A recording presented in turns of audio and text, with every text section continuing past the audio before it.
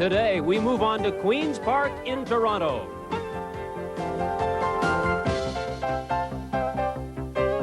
The Canadian Tire National Cycling Series is brought to you in part by Casio, the official timekeeper of the Canadian Tire National Cycling Series. Coleman Canada, Canada's most popular coolers and jugs. And Discount Car and Truck Rentals. We want your business and we'll come right to your door to get it. From Queen's Park in Toronto, the 1990 Canadian Tire National Cycling Series. Hello everyone, I'm Jerry Dobson and welcome to Toronto. Two great races for you today. First, we've got the women's race, the Montclair Springwater Criterium, 35 laps around here. It should be great. And of course, upcoming next, the men's race, the Coleman Missing Out format. It's an elimination race. Joining me once again, a former coach with Canada's national cycling team, Ron Heyman. Ron, this men's race, we thought it would be a battle between the Coors Light team and the 7-Eleven team. It's not going to turn out that way. Jerry, I was really going to be billing the Coors Light team to make a big push to move up in the standings here. But they've had a couple of major changes at the last minute here. Chris Huber, a real favorite for them, is not participating. He's sick. He won't be back until Montreal. And Alan McCormick has been moved into the sprint race. So that really gives Todd McNutt of the Evian team a chance to move up. He's got a full squad to support him there. And I expect to see them making a real big move here in the overall. And of course, John Brady of 7-Eleven, last week's winner, is not here, so there's nobody representing that team at all. That really gives the other teams a chance here, and they're going to have to work extra hard when they do get to Montreal and Ottawa to move up in the standings. Okay, it should be a good one. 50 laps. Let's take a look now at the course here through Queen's Park. Jonas Carney, a fast-rising star from the U.S. Ed Kamarchak, a Canadian winner in one of the stages in Tour of Trump. And Todd McNutt, an excellent sprinter, presently in second place in this series. And a look at the start line, and of course we do not have last week's winner John Brady of 7-Eleven with us, Ron. Yes, John Brady was actually called away at the last minute, had to attend a race with the rest of his team in California. And we're just about set. We are underway, ladies and gentlemen. The race is on. And away we go, 50 laps around, and you can see just how large this field is. In fact, there are 92 riders here, lots of amateurs, and of course some of the very best pro teams that exist anywhere in the world. Quite a mix of competitors here, Jerry, and a lot of anxious riders here. Most of these guys have never raced for this kind of prize list before. Very anxious. You know, it's going to be tough going into the corners with this many riders. They're bunched 5 or 6 across, and they're going to have to spread out to get through the corners at this speed. What's it like, Ron? You've been there before. What's it like if you're in the middle of all of that? It's a real tough game of jockeying for position. You know, you don't want to acknowledge the guy next to you. You want to try and push your point, get your bars in front of him, but you don't want to make contact because once you do on a bike, you're almost certainly down. Big Andy Paulin of the Coors Light team is leading the way along with number 37, Bruce Lowe of Team Ontario right now, but this is very early in the race, obviously still on the first lap. That is Lowe in the red. Here we are coming into the bottom corners in this course. These are very narrow, and the riders are forced to string out. In fact, I can't believe how many there are across going into that corner. They can't keep that up once the pace picks up in the second and third lap.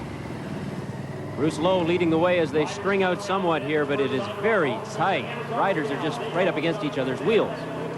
Now we see them stretching out a little bit more. There's only 2 across as they came through that corner.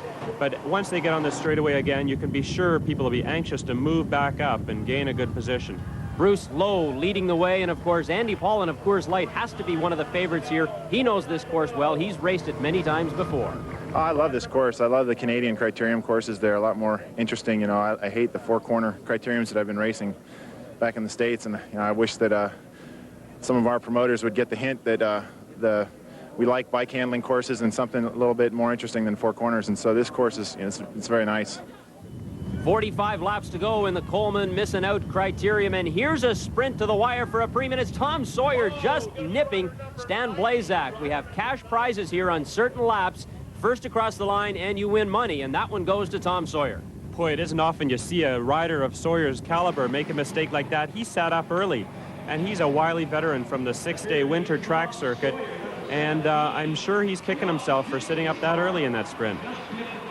So the first cash has been handed out here in this race. As you can see just how large that field is, 92 riders here.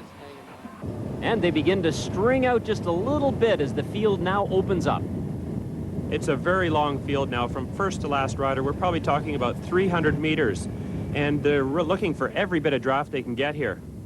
And there's number 11, Craig Connell, as he just leaves your screen. He is now running in first place.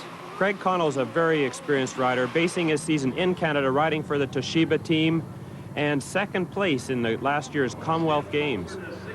So Craig Connell has some experience. He's no rookie here, that's for sure, and he's showing his mettle right now as he leads the way. He's formed a little breakaway. It looks like they have about 7 or 8 bike lengths on 4th place. But it's likely far too early for them to make that stick. And we've got a rider into the pits. That's Jim Mahaffey, and he has nearly been lapped, so he really has to hurry to get back out there. He's getting involved in this wheel change himself. He's leaving nothing to chance. Jim Mahaffey getting the wheel change, going to be joining the back of the big field, which is just now snaking its way our way. Attention, riders. We've got $600. Well, because it's a mechanical problem, he gets a free lap, so he won't lose any time, but that took only 20 seconds. 42 laps to go now in this Coleman missing out criterium, and we've got a sprint for a preem, and it's Lukasevich just nipping a teammate of Mahaffey, Brian McDonough, there for that preem. We can expect to see lots of these sprints to the finish line for preems throughout this race, Ron, and some of these guys could burn themselves out, I suppose. Very anxious field here, you know. They're riding in a big, wide group still, and it's so fast that it doesn't really promote single or small breakaways here. And we can see the effects of that. In behind it is such a tight pack here all the way through this race so far. And the riders are continually fanning out as they hit these wide straightaways. 42 laps to go, 55-lap race, and there's a crash. We have riders down. It figured that would have to happen because they're riding so tight. That is, Jim Mahaffey went down there along with a couple of other riders. I think that's Dave Lettieri and Jonathan Thompson. Mahaffey, they're fiddling with his chain, it looks like. Trying to get the chain back on so he can at least get to the pits and try and get some service. So let's have a look at this and see exactly what happened. That looks like, I think that was Gitas Umaras there that Mahaffey ran into, and it dragged him down. Yeah, he actually hit Umaras from behind him, but Umaras miraculously stayed up, though both feet popped out of his pedals. So Umaras stays on his bike and continues on, but Mahaffey is down, and he's on his bike, but his problems aren't over yet. He looks like he's got a problem with his shoe right now. Looks like he may have damaged the shoe cleat. And look at these riders. At the same time, they're capitalizing on that crash, going for a preem here. They're stringing it out, going over 60 kilometers an hour as they come to the finish line. That's Andy Paulin, the big fellow, against Walter Brunia, and Paulin will just nip him and pick up the cash on that lap. That's about a half a lap ahead of where that crash took place, so they were really able to take advantage of the damage back there. And it looks as though they're determined to try and maybe make a break for it right now. As tired as they may be after that sprint. And meanwhile, back in the pits, because of that crash, we have more action. That is Gitas Umaras, who actually caused that crash. He must have damaged his rear wheel. There's Lettieri. That's Dave Lettieri. He is into the pits as well. And the other rider's Jonathan Thompson. So the riders who were involved in that crash have now had to come in to get their bikes fixed. It looks a little bit more relaxed wheel change than we've seen before. They came in fast.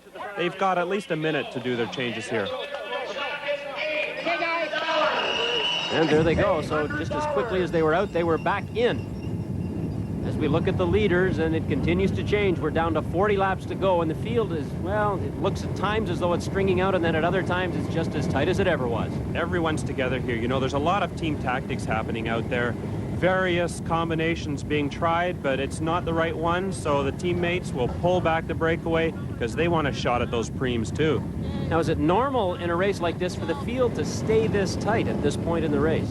You know, this is a very fast circuit. We've got long sweeping turns at the top end of the course, big straightaways with lots of chance to chase, and only one slow bit at the bottom end of the course as we go to the start-finish area. So it kind of promotes big packs. It's difficult for a small group to go fast enough to hold the lead in this kind of course. And you can see, and another crash, so that tight pack has created some damage again. That rider right there looks to be in pain right now. That is Izio Andriola. He is down.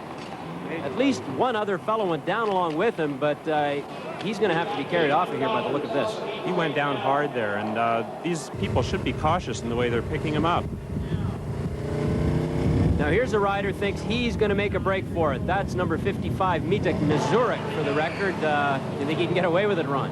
It's tough. You know, they're doing probably an average of 55 Ks an hour right now, and one rider doesn't have more than a couple of laps out there before he's exhausted and back in the pack. Well, only time will tell if they can reel in Missouri. And another crash. This is unbelievable. It is so tight here. We are having crashes all over the place. 2 or 3 riders involved in this one. The speed is starting to take its toll. I think we've got tired riders out there, guys that haven't gone this fast for this long, for a long time, and they're making mistakes. And just ahead of where that crash took place, there is the leader. That is Mitek Mazurek. 39 laps to go now as he is cruising in front. He looked pretty tired as he came by that lap and happy to be back in the pack. And that's the way it's gone all through this race. The leader keeps getting reeled in, and here is somebody carrying his bike into the pit area. That is number 85, James Mackey, involved in that last crash. He actually has to carry his bike in. Somebody hit my rear wheel and locked up, and then it went down. How many guys went down, you know? About 4 or 5. 4 or 5 riders down. Looks like they've got his chain jammed between the cranks and the frame there. They're going to have to pull that out quick. Okay, spin it, spin it. How's the gears working? Shift it up. Go on. Meanwhile, an ambulance is on the course, and they are attending to Isio Andriola, who was involved in that crash with 40 laps to go, and his day is over. Let's hope he's all right. And judging by the way he went down, it's likely a hip injury. At least that's what it looked like. $1,000 lap.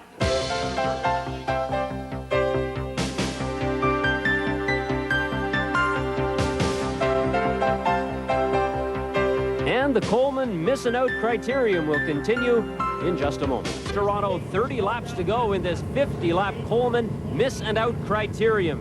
And Toronto's own Ed Karmachuk has taken the lead. What fine form he has, you know, and I think he gained a little confidence winning the Central Park stage in the Tour of Trump from Canada's own Steve Bauer, no less.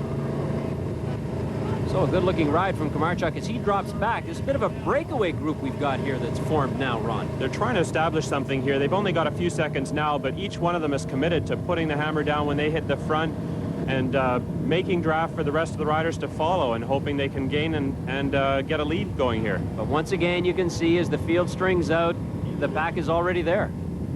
Yeah, it's really been a real tentative race so far. Nobody willing to give the opposition a little lead. And once again, it is still fairly tight as the lead just changes hand back and forth.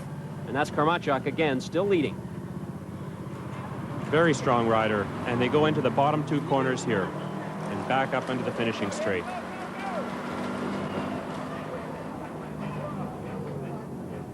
A lot of accidents so far in this race because of the large field and how tight the field has been riding. We've had several crashes, several riders are out. Many riders have had to go into the pit area for a free lap. They get a free lap if they have a mechanical problem. And there's another crash. Several riders down once again. This is probably the tightest part on the course here. You know, they come out of a very narrow section onto the wide straightaway, but at the speed they hit the straightaway, they're totally committed. This fella here looks like he's rolled his tire off the rim. He's trying to place it on so he can get down to the pits for service. Now, just ahead of that, we're down to 29 laps remaining. Jim Copeland is leading at this point. So again, it's back and forth, different riders taking the turn in front. There is Copeland as he strings it out, but undoubtedly the field will track him down again. And it looks like he's being hounded there by an Evian team rider, and he won't work with them. It looks like the Evian rider is thinking of his teammate Todd McNutt, probably doesn't want to get in a breakaway situation or give anyone an advantage so that Todd can have a good shot at the overall here. So all he's doing really is trying to hold him back, and now he goes in front when he sees that there are other riders joining into the back.